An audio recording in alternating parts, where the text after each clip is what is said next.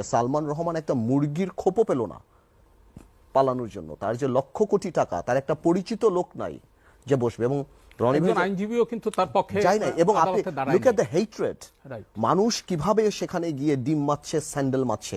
ওনার সন্তানরা এগুলি দেখছে না যে আমার এই কি লাভ, আমার এখন মেফেয়ারে বসে হাওয়ানা চুরুট খেয়ে, যে আমার বাবার এই অবস্থা বা আমার মার এই অবস্থা, আমার চাচের অবস্থা, কোর্টে বমি করে দিয়েছে ভয়। হ্যাঁ এক্স্যাক্টলি।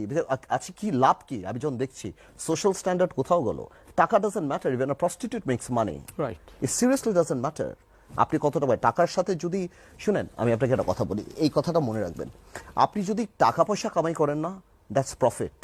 আপনি যখন অনেক বেশি সম্পত্তি করবেন, লাভ হবে, দ্যাটস গ্রোথ।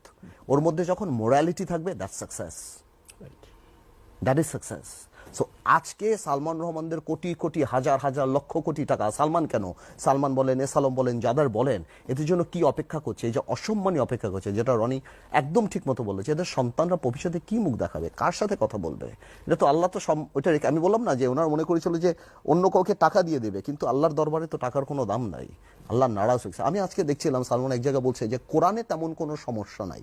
তার মানে আমি জানি আপনি দেখেছেন নাকি ওনার একটা বক্তব্যে, আপনি চিন্তা করেন কোন লেভেল পর্যন্ত চলে গিয়েছেন, কার ভুল ধরা, কার সঠিক করা পর্যন্ত হাত চলে গিয়েছে। তো এই জিনিসগুলি থেকে আমাদের শিক্ষা নেওয়া উচিত। এবং ওনার যেটা সিন্ডিকেট